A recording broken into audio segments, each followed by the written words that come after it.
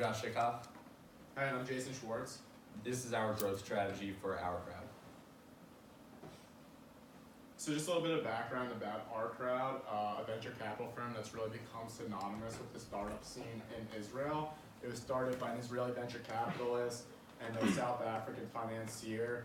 They wanted to democratize what they saw happening on private equity investment in the sense that there's all these incredible opportunities to invest in early stage startups, but these opportunities were only really available to top venture capital firms that very few people had access to. So they thought to themselves, how can we have more people be able to access and invest in these startups and be able to facilitate this all this innovations that's going on, especially what they saw in Israel. So as I've been saying, they envisioned a platform that would allow accredited investors. Accredited investors, the definition of that would depend on where you live, with the ability to invest directly alongside leading venture capital firms. And in 2012, that became a vision. That vision became reality. Our crowd was launched in Jerusalem. They're still doing very well to this day. Just to highlight how well our crowd is doing, a couple statistics for everybody. They have 160 portfolio companies to date, 30,000 registered investors. They have a huge global reach. They're in over 150 countries are being represented. Additionally, they're currently raised over $800 million and have vetted 8,500 companies. So in the Harvard Business Review case that we read, they outlined 5 proposed growth strategies, and we picked 2 of them that we thought would be particularly beneficial for our crowd. But just to run you through them all, the first one would be partnering with incumbents. In other words, partnering with the venture capital firms that would be that were there before our crowd ever got started. The second one would be to expand the portfolio reserve product. We'll talk a little bit more about what that is later in the presentation, but essentially it's more like a traditional venture capital option in the sense that you'll be investing in multiple startups rather just than one $10,000 investment in one startup. The third one is to track more companies with higher value added service. The fourth would be expand the investor base, and the fifth would just simply be larger deals. Start thinking more about scaling up and later round funding for these startups and companies.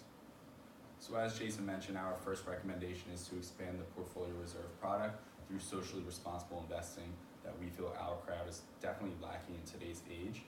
Socially responsible investing includes an investment strategy which considers both financial return and societal impact. Looking at today's market, which they're trying to gain growth from, 43% of millennials are more likely to consider making socially responsible investments as compared to other generations. Additionally, those that were surveyed when asked what was more important, making money or making an impact, over half of them, actually 67%, said that they prioritize having an impact. So this is definitely an important strategy to incorporate into our crowd's growth in order for them to meet the market's needs and appeal to the market customer.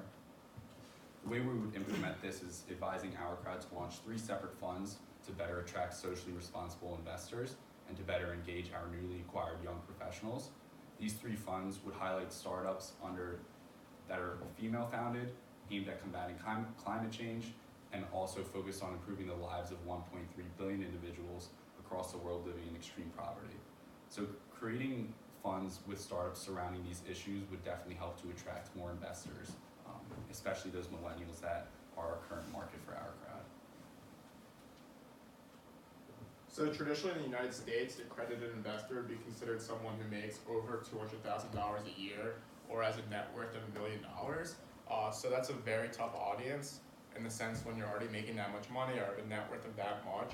There's plenty of people vying for your attention. You're constantly hearing about different investment opportunities. So we thought to ourselves, how could we reach these people before the competition does? And we thought the best way to do so would be here in the United States and Israel to build relationships with top universities, employers, to offer this young professional distinction, whether to be graduating seniors or to new hires.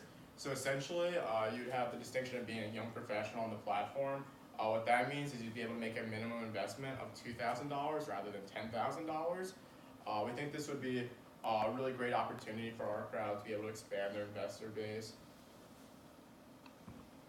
And the biggest advantage of working with these elite universities and top employers is it's essentially a free background check for our crowd, in the sense that they know these people are reputable, hardworking, have bright futures ahead of themselves, and that it's very likely 5, 10, 15 years down the road that they will meet the criteria of being an accredited investor in the United States.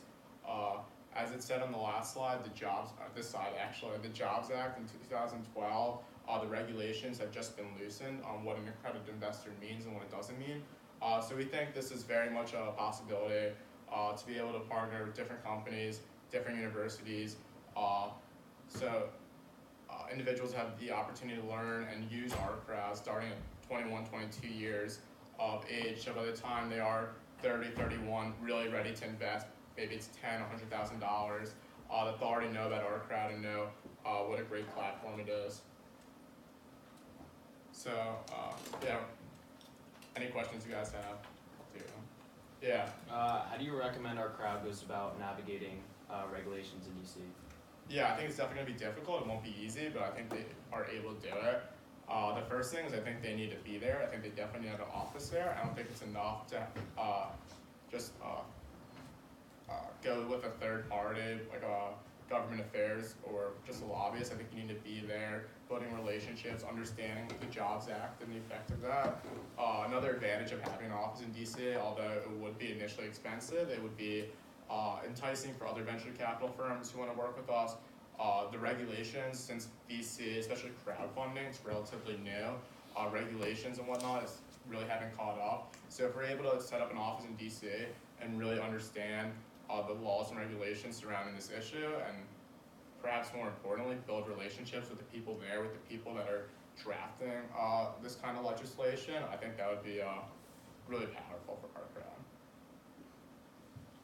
Yeah, I have a question also. You mentioned partnering with these elite universities, and I'm curious how you think the best way for our crowd to build a name for themselves on campus, where there's not currently.